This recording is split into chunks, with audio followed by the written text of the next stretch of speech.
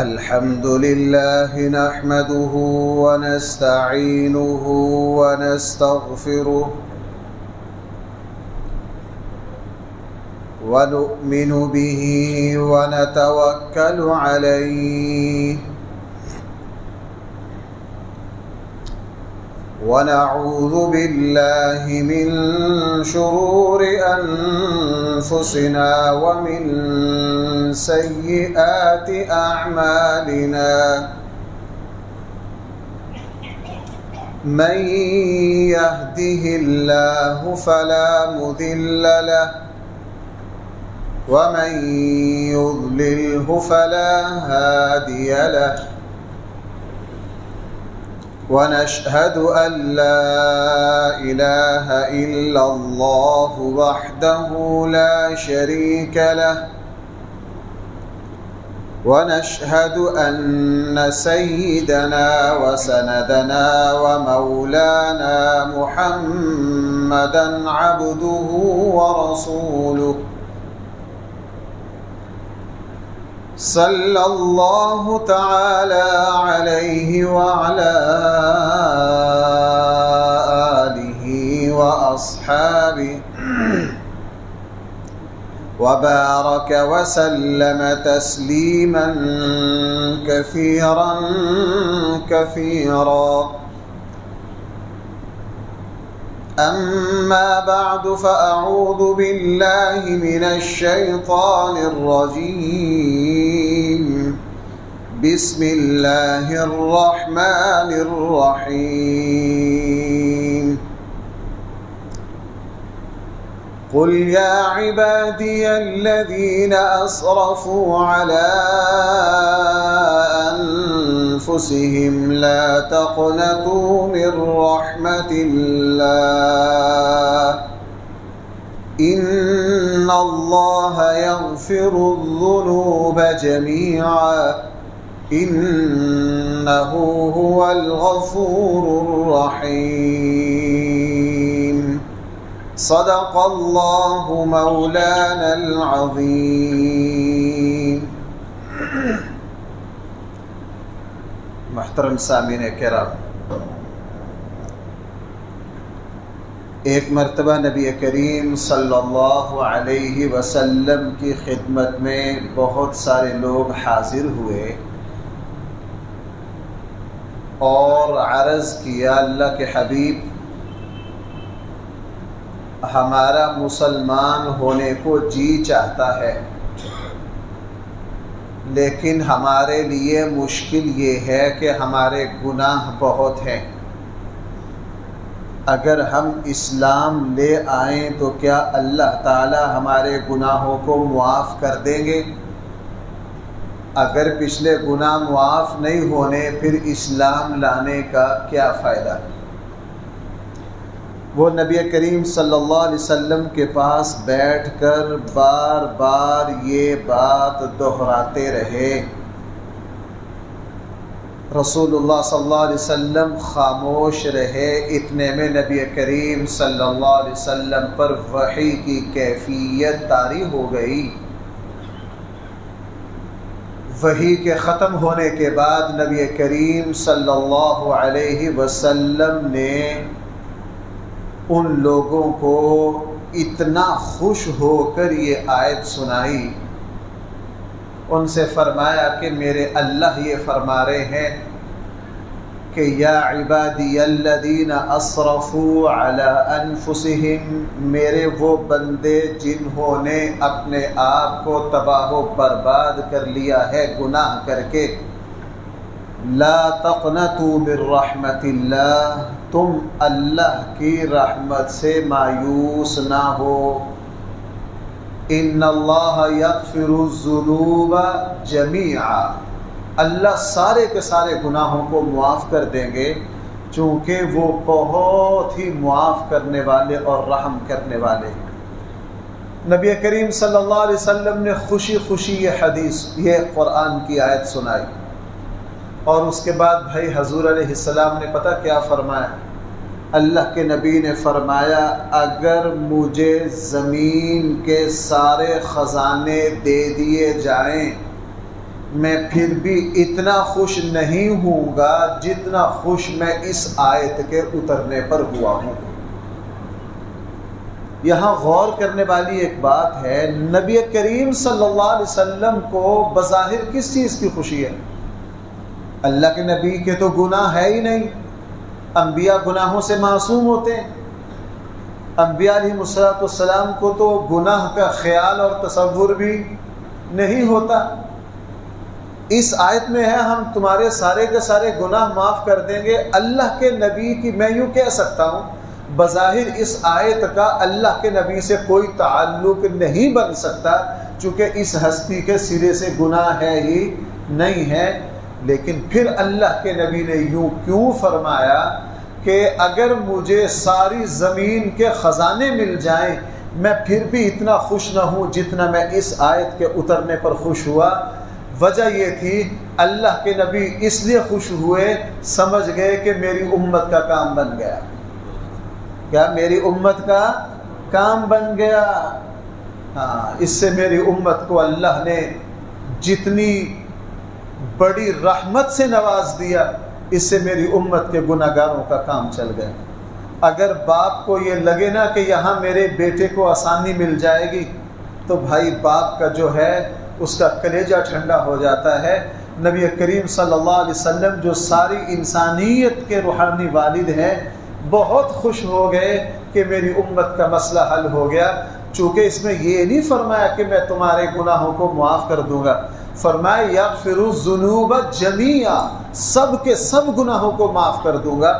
اس لیے اس آیت کے اترنے کے بعد ایک بوڑھے بابا جی لاٹھی ٹیکتے ہوئے آئے، کہا اللہ کے حبیب میں نے تو ساری زندگی شرک کیا ہے، کیا مجھے شرک بھی معاف ہو جائے گا؟ کیا مجھے شرک بھی؟ کیوں یہ سوال کیوں پیش آیا؟ پہلی امتوں میں شرک کی معافی بہت مشکل تھی۔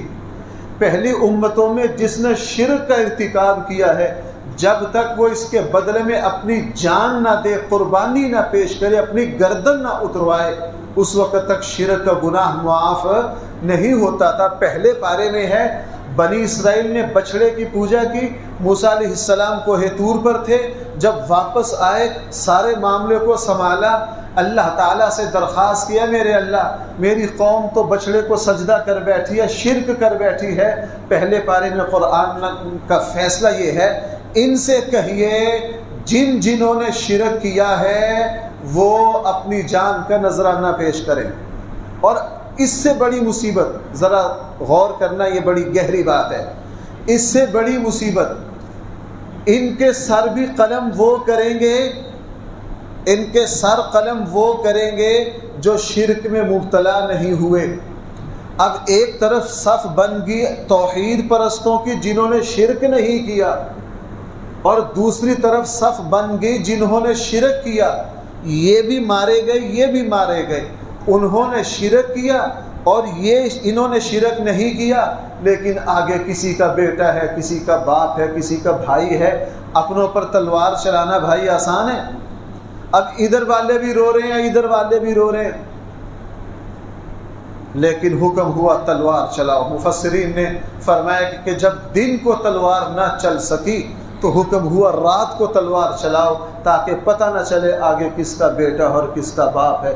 جیسے ہی تلوار چلنا شروع ہوئی، موسیٰ علیہ السلام سجدہ میں گر پڑے، شرک کو معاف کروانے کے لیے سجدہ میں گر پڑے۔ اے میرے اللہ، ایک طرف باپ ہے، ایک طرف بیٹا ہے، میری امت کو اس آزمائش سے نکالیے۔ اے میرے اللہ، اگر یہ تلوار گھنٹہ 2 گھنٹہ اسی طرح چلی، میری تو ساری امت مولی گاجر کی طرح کٹ جائے گی۔ موسیٰ علیہ السلام بڑے روئے، لیکن تلوار چلی، تلوار چلی۔ تلوار چلنے کے بعد موسیٰ علیہ السلام اتنا گڑ گڑائے کہ تھوڑی دیر میں اللہ تعالیٰ کی طرف سے معافی مل گئی کہ چلو جتنوں نے جان دے دی ہے ہم اسی کو باقیوں کے شرک کے گناہ کا کفارہ بنا دیتے ہیں۔ جب یہ آیت اتری، ایک بابا جی لاٹھی ٹیکتے آگے حضور علیہ السلام کے پاس، مسند احمد میں ہے اللہ کے حبیب میں نے تو ساری زندگی شرک کیا ہے، کیا مجھے بھی معافی مل جائے گی؟ اللہ کے نبی نے یہ نہیں فرمایا تجھے جان دینی پڑے گی، گردن کٹوانی پڑے گی، فرمایا کہ ہاں تم بھی ایک مرتبہ سچے دل سے توبہ کر لو اور کلمہ پڑھ لو، اللہ تعالیٰ تمہارا بھی ساری زندگی کا شرک معاف کر دے گا۔ اس لیے حضرت علی رضی اللہ عنہ کیا فرمایا کرتے تھے؟ حضرت علی بڑی پیاری فرمایا کرتے تھے، قرآن کریم کے الفاظ جو ہیں وہ بہت زیادہ ہیں، 3.25 لاکھ کے لگ بھگ قرآن کریم کے الفاظ ہیں۔ فرمایا کرتے تھے مجھے 3.25 لاکھ الفاظ میں سے سب سے زیادہ پیارا لفظ جو لگتا ہے وہ قل یا عبادی کی جو یا ہے نا، یہ مجھے سب سے زیادہ پسند ہے۔ اللہ کہہ رہے ہیں اے میرے بندو، کن کو؟ بھائیو غور کرو، اللہ کن کو کہہ رہے ہیں؟ گناہگاروں کو، فاسق فاجروں کو کہہ رہے ہیں اے میرے بندو۔ اللہ یہ کہہ سکتے تھے اے خبیثو، جنہوں نے گناہ کر لیے ہیں وہ مجھ سے معافی مانگو، کہہ سکتے تھے۔ اللہ کہہ سکتے تھے او بدبختو، او بد نصیبو، او بے شرمو، او نمک حرامو، سخت سے سخت عنوان قائم کیا جا سکتا تھا، لیکن اللہ تعالیٰ نے گناہ گاروں سے جب خطاب کیا تو کہا قل یا عبادی، اے میرے بندو، اے میرے۔ تو حضرت علی فرمایا کرتے تھے مجھے پورے قرآن میں سب سے زیادہ محبوب جو ہے وہ یہ ہے۔ اسی لیے حضرت عبداللہ ابن مسعود، حضرت عبداللہ ابن عباس فرمایا کرتے تھے کہ اس آیت کے اترنے کے بعد جس نے کسی مسلمان کو مایوس کر دیا کہ تجھے اللہ معاف نہیں کریں گے، اس نے قرآن کا انکار کیا ہے۔ اس نے کیا کیا ہے؟ قرآن کا انکار کیا ہے۔ اس لیے بھائیو یہ اللہ کی رحمت کی سب سے بڑی آیت ہے۔ کیوں ہے؟ یہ کوئی ہماری قابلیت کی وجہ سے نہیں، چونکہ اللہ تعالیٰ رحیم و کریم ہے۔ اللہ تعالیٰ رحیم و کریم ہے تو اپنے بندوں سے کہہ دیا اے میرے گناہگار بندو، تم ایک مرتبہ مجھ سے معافی مانگو، میں تمہیں معاف کر دوں گا، چونکہ میں کیا ہوں؟ انہو، میں غفور الرحیم ہوں۔ اور بھائی اللہ کا غفور الرحیم ہونا کیا ہے؟ اللہ کا غفور الرحیم ہونا کیا ہے؟ اگر میں یوں عرض کروں اللہ تعالیٰ کی لاکھوں کروڑوں اربوں خربوں صفات ہیں۔ سورہ لقمان میں کیا فرمایا کہ ساری زمین اور سمندر اگر سیاہی بن جائیں اور سارے درختوں کو قلمیں بنا لو تو پھر بھی اللہ تعالیٰ کی حمد و ثنا ختم ہونے پر اللہ کی لاکھوں صفات میں سب سے اہم جو صفتیں ہیں وہ اللہ تعالیٰ کا غفور الرحیم، رحمان و رحیم ہونا ہے۔ اسی لیے جب مسلمان قرآن کی تلاوت کرتا ہے حکم ہوا کہ تلاوت سے پہلے کیا پڑھنا ہے؟ بسم اللہ الرحمن، ہر سورت سے پہلے بسم اللہ الرحمن الرحیم۔ اللہ اپنا تعارف ہی کروا رہے ہیں کہ میں الرحمن و رحیم ہوں، میں کیا ہوں؟ رحمان و رحیم ہوں۔ اللہ اپنا تعارف کروا رہے ہیں، اس لیے اللہ کے جتنے صفاتی نام ہیں آپ سارے پڑھ کے دیکھ لیجئے، سارے رحمت والے ہیں۔ قرآن کی پوری ایک سورت کا نام ہی رکھ دیا سورۃ الرحمن۔ بھائی کیا نام رکھ دیا؟ سورۃ الرحمن۔ اور قرآن میں آپ شمار بھی نہیں کر سکتے، پتہ نہیں 400 جگہ ہے، 700 جگہ ہے، کہیں غفور، کہیں رحیم، کہیں غفور، کہیں رحیم۔ اللہ جگہ جگہ بتا رہے ہیں کہ میں کیا ہوں تمہارے لیے؟ حد درجہ مہربان ہوں، غفور الرحیم ہوں۔ اس لیے نبی کریم صلی اللہ علیہ وسلم مسجد میں تشریف فرما تھے، ایک بدو آئے مسجد کے دروازے پر، اس نے اونٹ باندھا، نماز پڑھی اور نماز کے بعد جب دعا مانگنے لگا نا، دعا میں ہاتھ اٹھائے۔ بدو کھلی طبیعت کے ہوتے تھے، رکھ رکھو کے قائل نہیں ہوتے تھے، کھلی زبان ہوتی تھی۔ سب حضور کے سامنے دعا اٹھائی، اے اللہ مجھے بخش دے، محمد کو بخش دے، ہم دونوں کے علاوہ اور کسی کو نہ بخشنا۔ اے اللہ مجھے بخش دے، محمد کو بخشے، ہم دونوں کے علاوہ کسی کو۔ رسول اللہ صلی اللہ علیہ وسلم مسکرا پڑے۔ حضور نے فرمایا لوگوں بتاؤ اس کا اونٹ زیادہ بے وقوف ہے یا یہ بدو زیادہ بے وقوف ہے؟ اس کا اونٹ زیادہ بے وقوف ہے یا اس نے اللہ کی رحمت کو محدود کر دیا؟ اور اس کے بعد فرمایا رسول اللہ صلی اللہ علیہ وسلم نے اس بدو کو بھی بلا لیا، سب کو بلا لیا۔ اور بھائی یہ حدیث سنی ہوئی ہے جو اگلا جملہ ہے، لیکن میں جب اس حدیث کی وسعت پر غور کرتا ہوں حیران رہ جاتا ہوں۔ حضور نے فرمایا اللہ کی رحمت کے 100 حصے ہیں، اللہ کی رحمت کے کتنے حصے ہیں؟ 100 حصے ہیں۔ اللہ نے دنیا میں صرف ایک اتارا ہے، 99 نہیں اتارے۔ پوری دنیا میں ماں باپ کی، اولاد کی، میاں بیوی کی، بہن بھائیوں کی، دوستوں کی، حتیٰ کہ جانوروں کی، وہ جو محبت تقسیم ہوئی اللہ کی رحمت کے 100 حصے، 100واں حصہ تقسیم ہوا۔ میں اکثر جمعہ میں یہ عرض کرتا ہوں، اب ضرب دیتے اس کروڑویں کا پتہ نہیں کتنواں حصہ ہمارے حصے میں آیا۔ اس کا کرشمہ یہ ہے کہ ماں باپ اولاد پر جان دیتے ہیں، بہن بھائی ایک دوسرے پر فدا ہوتے ہیں۔ یہ اللہ کی رحمت کے کروڑ میں پتہ نہیں کتنواں حصہ ہے۔ آپ اس سے اندازہ کر لیجئے کہ اللہ کی رحمت کے جو باقی 99 حصے ہوں گے وہ کتنے ہوں گے۔ اس لیے بھائیو، یہ رمضان کا آخری عشرہ ہے، یہ اللہ کی رحمت کا ہے۔ یہ کیا ہے؟ اللہ کی رحمت کا ہے۔ اللہ جل جلالہ اتنے مہربان ہیں کہ میرے ایک بول پر اللہ تعالی ہمیں جنت دینے کے لیے تیار ہیں۔ تو بھائی اللہ کی اس رحمت سے فائدہ اٹھائیے اور خوب اللہ تعالیٰ سے گڑ گڑا کر معافی مانگیے، چونکہ وہ رحمان و کریم ہے، وہ اس پر اتنا خوش ہوتا ہے، اتنا راضی ہوتا ہے۔ نبی کریم صلی اللہ علیہ وسلم نے فرمایا، اللہ تعالیٰ اپنے بندہ کی توبہ پر اتنا خوش ہوتے ہیں، جب بندہ اپنے آنسو بہاتا ہے تو اللہ تعالیٰ فرشتوں کے سامنے فخر کرتے ہیں، چونکہ فرشتوں نے اعتراض کیا تھا کہ آپ اس مخلوق کو کیوں پیدا کر رہے ہیں جو زمین پر خون بہائے گا۔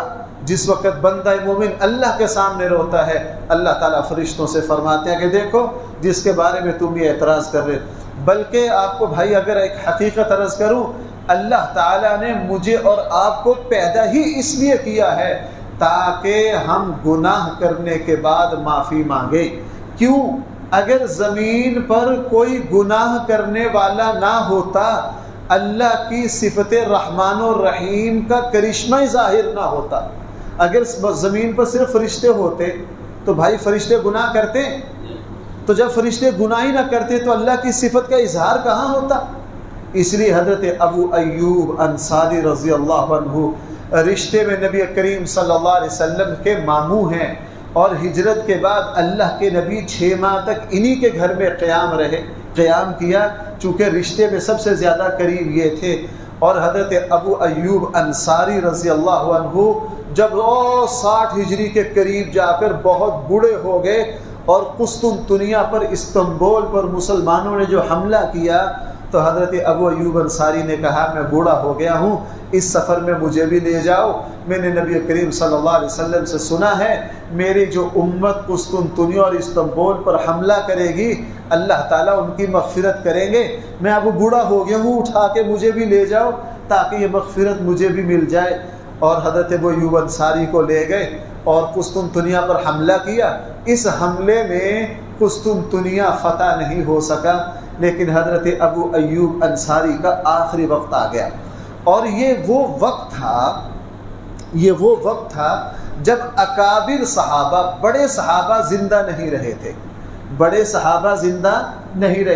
بڑے صحابہ جو تھے وہ سب دنیا سے چلے گئے تھے۔ اور اس وقت جتنے بھی صحابہ زندہ تھے وہ سارے، کوئی حضور علیہ السلام کی زندگی میں کوئی 14 سال کا تھا، کوئی 16 سال کا تھا، کوئی 18 سال کا تھا، کوئی 20 سال کا تھا، بڑے صحابہ سب چلے گئے تھے۔ اور حضرت ابو ایوب انصاری بڑے بزرگ صحابہ میں سے تھے۔ جب آخری وقت آیا تو سارے قافلے کو بلا لیا، جمع کر، قافلہ ویسے بھی ان کے ارد گرد جمع رہتا ہے، پتہ تھا اللہ کے نبی کے ماموں ہیں، اللہ کے نبی کے میزبان ہیں۔ جب آخری وقت آیا تو بہت سی باتیں کہی، اس کا تو موقع نہیں، میرے موضوع کے متعلق ایک بات ہے۔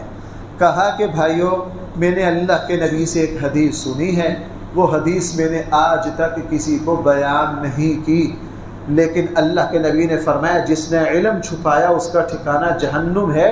میں اس وجہ سے دنیا سے جاتے ہوئے آج وہ حدیث تمہیں سنا کے جا رہا ہوں۔ وہ کتنی اہم حدیث ہوگی۔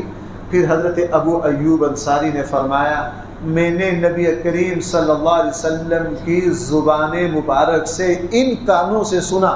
صحابہ اکرام نا وضاحت کرنے کے لیے کہ میں نے کسی اور صحابی سے نہیں سنا، میں نے خود سنا، تو ساتھ یہ کہہ دیتے میں نے ان کانوں سے سنا نبی کریم صلی اللہ علیہ وسلم نے یہ ارشاد فرمایا، اگر زمین پر تم لوگ ایسے ہو جاؤ، مخلوق ایسی ہو جائے جو کبھی بھی کبھی بھی گناہ نہ کرے، فرشتے بن جائیں انسان، اللہ تعالیٰ ان سارے انسانوں کو ختم کر دیں گے۔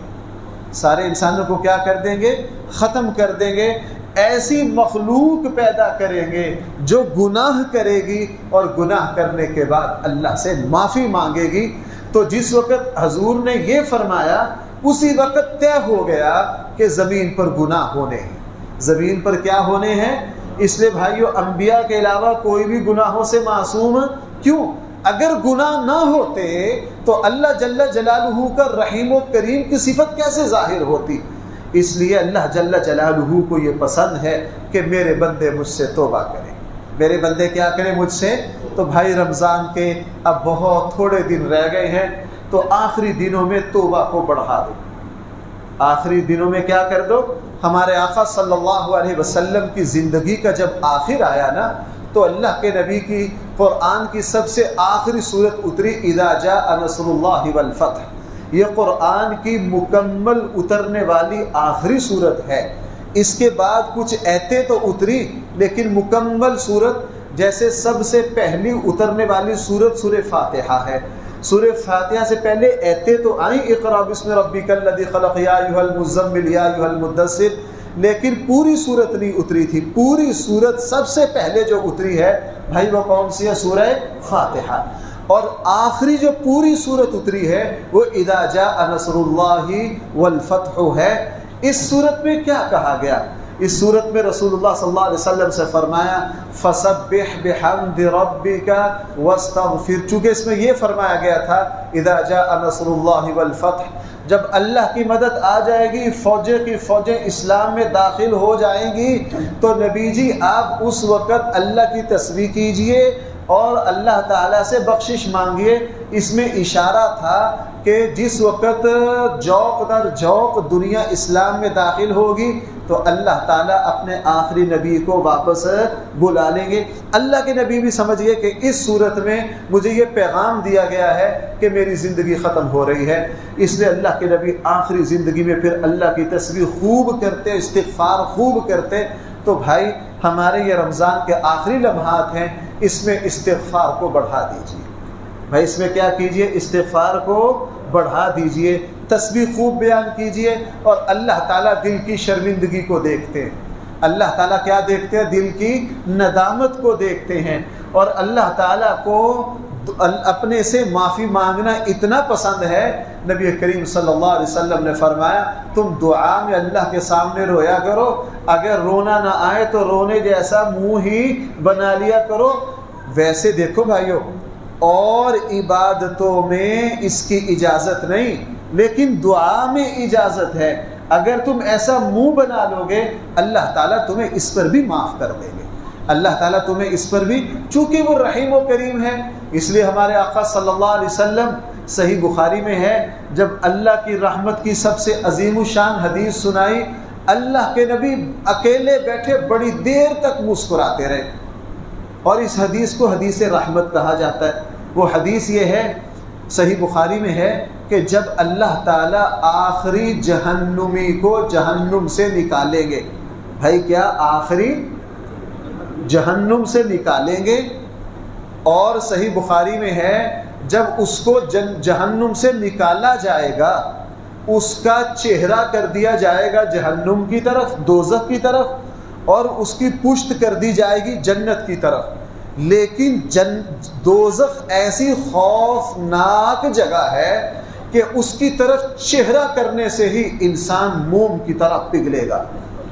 اس دوزخی کا جب چہرہ ہوگا نا دوزخ کی طرف، تو یہ یوں پگھلے گا جیسے آگ، جیسے ابلتے تیل میں کسی چیز کو پکایا جائے۔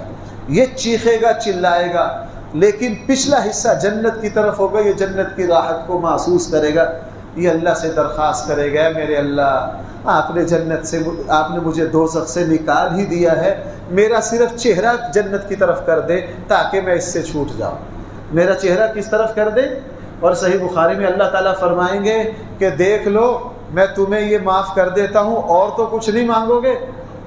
اس نے کہا جی اور کچھ نہیں مانگوں گا۔ اللہ نے اس کا چہرہ پھیر دیا جنت کی طرف، اب یہ سکون میں آ گیا، حسرت سے دور سے کھڑا جنت کو دیکھ رہا ہے، خوشبوئیں سونگھ رہا ہے۔ پھر اپنے معاہدے کو توڑ کر کہا اے میرے اللہ، آپ نے دوزخ سے بھی نکال دیا ہے اور میرا چہرہ بھی جنت کی طرف کر دیا ہے، اے میرے اللہ بس مجھے جنت کے دروازے تک لے جا، میں جنت نہیں مانگتا۔ کہاں تک لے جا؟ جنت کے دروازے تک لے جا۔ اللہ تعالیٰ فرمائیں گے تو نے ابھی تو میرے ساتھ، حدیث کے الفاظ ہے یا ابن آدم، اے ابن آدم تو اپنی بات پر نہیں ٹھہرتا، تو اپنے وعدے کو توڑ دیتا ہے۔ اس نے اصرار کیا میرے اللہ بس اتنا کر دے میں دو۔ اللہ تعالیٰ فرمائیں گے چلو ٹھیک ہے، اس کو جنت کے دروازے پر لے آؤ۔ اب جب جنت کے دروازے پر پہلے یہ مناظر دور سے دیکھ رہا تھا، اب قریب سے دیکھ رہا، اب قریب سے پھر کہے گا میرے اللہ مجھے جب یہاں تک لے آئے ہو، اے میرے اللہ اور مہربانی کیجئے مجھے جنت میں ہی لے جا۔ اللہ فرمائیں گے اے ابن آدم تو اپنی بات پر پکا نہیں رہتا۔ یہ آخری ہے بھائی، یہ کیا ہے؟ یہ آخری ہے۔ اور حدیث میں پتہ کیا آتا ہے؟ حدیث میں آتا ہے جب یہ آخری جہنمی کو نکالا جائے گا وہ کوئلے کی طرح سیاہ ہو جائے گا جہنم میں جلتے جلتے، وہ کہے گا اللہ میں تو کوئلہ بن گیا ہوں۔ اللہ تعالیٰ جب اس کو جنت کا داخلہ دیں گے، جنت کے شروع میں ایک نہر ہوگی، حکم ہوگا اس کو اس میں غسل کرواؤ۔ جیسے ہی وہ اس نہر سے غسل کرے گا وہ ساری سیاہی دور ہو جائے گی اور خوبصورت نوجوان جنت سے نہا کر نکلے گا۔ یہ آخری جنتی ہے۔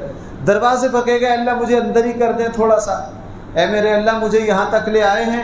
اللہ فرمائیں گے اے ابن آدم تو اپنی بات پر پکا نہیں رہتا، چلو میں تجھے اندر ہی داخل کر دیتا ہوں۔ اور پھر فرمایا کہ چلو میں نے تجھے جنت کا داخلہ ہی دے دیا، میں تجھے اپنی طرف سے، آگے حدیث کے الفاظ من کے الفاظ ہیں اور عربی میں من یک طرفہ مہربانی کو کہا جاتا ہے۔ لقد من اللہ علی المؤمنین منا، یک طرفہ مہربانی، چلو میں تجھ پر اتنی مہربانی کر دیتا ہوں، تجھے جنت بھی دیتا ہوں، تجھے کیا دیتا ہوں؟ اور آگے فرمایا چلو اور مہربانی کرتا ہوں کہ جس زمین و آسمان میں دنیا میں تو زندگی گزار کے آیا ہے اس سے 10 گنا بڑی جنت تجھے دے دیتا ہوں۔ اب یہ تو آخری جنتی کا حال ہے۔ نبی کریم صلی اللہ علیہ وسلم کے سامنے جب یہ آئی نا اللہ تعالیٰ کی طرف سے، حضور بڑے مسکرائے، اس لیے اس کو کہا جاتا ہے حدیث مسلسل بالذہن۔ حضور مسکرائے، صحابہ مسکرائے، پھر صحابہ تابعین تبع تابعین میں مستقل عمل چل پڑا کہ اس حدیث کو جب بیان کیا جاتا استاد شاگرد پہلے ہنستے پھر اس حدیث کو سنتے سناتے۔ اس لیے ایک محدث نے اس حدیث پر عنوان قائم کیا ہے باب الرحمت اللہ تعالی، اللہ کی رحمت، اللہ کی رحمت کے آخری جہنمی کو زمین و آسمان سے 10 گنا بڑی جنت دے دی۔ تو بھائی وہ اللہ کتنے مہربان ہوں گے، وہ اللہ کتنے مہربان ہوں گے۔ اس لیے میں نے عرض کیا پورا قرآن کریم آپ دیکھ لیجئے، جگہ جگہ اللہ کی رحمت، اللہ کی رحمت، اللہ کی رحمت۔ اس لیے میرے بھائیوں رمضان میں اللہ کی رحمت سے فائدہ اٹھائیے، آخری دن ہے، اللہ تعالیٰ سے خوب توبہ استغفار کیجئے، تسبیح زیادہ کیجئے۔ میں ہر آخری جمعے میں ایک جملہ بتاتا ہوں بھائی، کم سے کم یہ تو ہر کسی کو آتا ہے نا، اللہم اغفر لی ورحمنی۔ بھائی یہ مشکل ہے، اللہم اغفر لی ورحمنی، ہزار تسبیح اللہم اغفر لی ورحمنی کی پڑھیے، اس میں سارا کچھ آ گیا، دعا بھی آ گئی، توبہ بھی آ گئی، مغفرت بھی آ گئی۔ اللہ تعالی ہم سب کو عمل کی توفیق عطا فرمائے۔ اور بھائی آخر میں ایک گزارش اور سن لیجئے، رمضان کے آخر میں ہم صدقہ فطر دیتے ہیں۔ کیا دیتے ہیں؟ صدقہ فطر، جس کو ہم فطرانہ کہتے ہیں۔ فطرانہ کیوں دیا جاتا ہے اس کے مقصد کو سمجھ لیجئے، مقصد کو سمجھ کر فطرانہ دیجئے۔ اور میں آج غور کر رہا تھا، میں نے کہا یہ فطرانہ بھی اللہ کی رحمت۔ پہلے میں سوچ رہا تھا میں ایک تقریر میں 2 موضوع کس طرح اکٹھے کروں گا، اللہ نے پھر فطرانہ کی ایک ایسی بات دل میں ڈال دی، میں نے کہا بھائی یہ تو 2 موضوع نہیں، یہ تو ایک ہی ہو گئے۔ فطرانہ بھی اللہ کی رحمت ہے۔ وہ کیسے؟ فطرانہ ہم دیتے ہیں بھائی کتنے کلو گندم؟ 2 کلو گندم دیتے ہیں، 130 روپے بنے، اور آج کے بچے بھی 130 روپے نہیں لیتے۔ بھائی عید والے دن بچے لے لیں گے 130 روپے، اٹھا کے اتنی دور پھینکیں گے، یہ پیسے ہیں؟ وہ ہمارے یہاں فقیر بڑی باتیں کرتے ہیں، اگر 50 روپے دو، 130 روپے کیا اوقات 130 کی، لیکن یہ اللہ کی رحمت نہیں تو اور کیا ہے۔ اس لیے مسلمان علماء کا یہ دعویٰ کہ قرآن میں کوئی آیت اللہ کے عذاب کی نہیں ہے، جو جہنم کی آیتیں ہیں وہ بھی رحمت کی ہیں، اور اس پر میں عرض کروں آپ سے پورے قرآن میں ایک آیت بھی عذاب کی نہیں ہے، جو دوزخ کے ذکر والی آیات ہے وہ بھی رحمت۔ اب یہاں 130 کی اوقات کیا ہے؟ اللہ نے فرمایا رمضان کے روزے رکھ کے آخر میں صدقہ فطر دے دو۔ یہ جو 30 روزے رکھے ہیں اور تم باتوں سے تو باز نہیں آتے، روزہ رکھتے ہوئے کسی کو سخت جملہ کہہ دیا ہو، غیبت کر لی ہو، برا بھلا کہہ دیا ہو، کسی کو اونچ نیچ کر دی ہو، اپنے 30 روزوں کو جو گندا کر لیا ہو، تو آخر میں 130 روپے دو۔ اور کتنے پیسے دو بھائیو؟ 130 روپے کا فطرانہ دو، تمہارے 30 کے 30 روزوں کی گندگی کو صاف کر کے قبول کر لوں گا۔ ہے اس سے بڑی کوئی رحمت؟ ایک جوڑا نہیں دھلتا 130 کا، اللہ کہہ رہے ہیں 30 روزے صاف کر دوں گا تمہارے، صرف کتنے روپے میں؟ 130 میں۔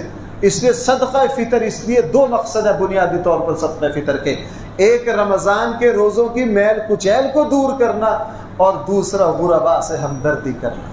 دوسرا غربا سے کیا کرنا؟ ہمدردی کرنا۔ اس لیے بھائی صدقہ فطر کا اہتمام کیجئے۔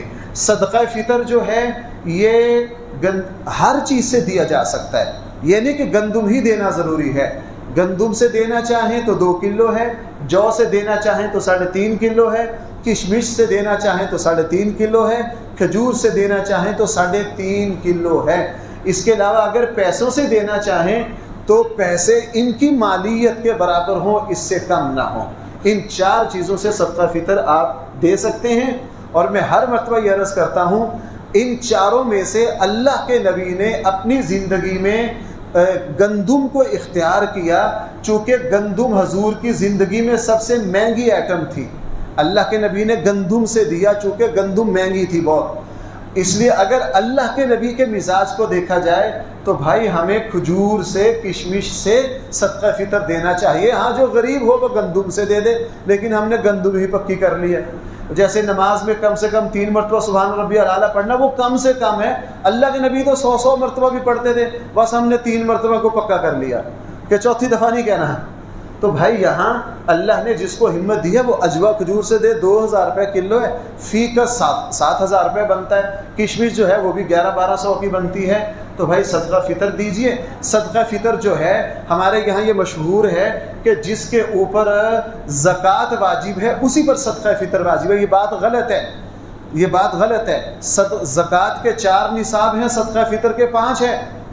زکوٰۃ آتی ہے جس کے پاس 7.5 تولے سونا ہو، 52 تولہ چاندی ہو، اور 60-70 ہزار روپے جمع بچت ہو، یا اتنا مال تجارت ہو۔ یہ 4 چیزیں زکوٰۃ کی ہیں۔ اگر کسی مسلمان کے پاس یہ 4 چیزیں نہیں ہیں اس پر زکوٰۃ تو نہیں ہے، لیکن اس کے گھر میں زائد سامان ہے، فضولیات ہے، سردی کے 7-8 بستر ضرورت سے زائد ہیں، غیر سلے ہوئے کپڑے ہیں اور کچھ برتن ہیں۔ اگر زائد چیزیں مل ملا کے گھر میں 60-70 ہزار روپے کی ہو گئی، اس بندے پر زکوٰۃ تو نہیں ہے لیکن اس پر صدقہ فطر ہے۔ اس پر کیا ہے؟ صدقہ فطر ہے۔ جس کو زکوٰۃ دینی ہے اس کو ہی صدقہ فطر دینا ہے، اور عید سے پہلے پہلے اپنا صدقہ فطر ادا کر لیجئے۔ اپنا صدقہ فطر کیا کر لیجئے؟ ادا کر لیجئے۔ تو میں نے آج 2-3 باتیں آپ سے عرض کی ہیں۔ یہ اللہ، میرا اللہ اس وقت ہمارا منتظر ہے۔ میرا اللہ کیا ہے؟ ہمارا منتظر ہے۔ اللہ کی رحمت اپنے پر پھیلائے بیٹھی ہے۔ رمضان کے آخری لمحات ہیں، اس میں اللہ کی تسبیح زیادہ کر دیجئے، توبہ استغفار خوب کیجئے، دعاؤں کو بہت زیادہ اللہ سے مانگیے، اللہ تعالیٰ سے بہت زیادہ دعائیں مانگیے، اور آخر میں اپنا صدقہ فطر پورے اخلاص سے دیجئے تاکہ ہمارے رمضان کی جو کمی کوتاہیاں ہیں وہ ساری دھل جائیں۔ اللہ تعالیٰ ہم سب کو صحیح فہم عطا فرمائے۔ آخر دعوانا الحمد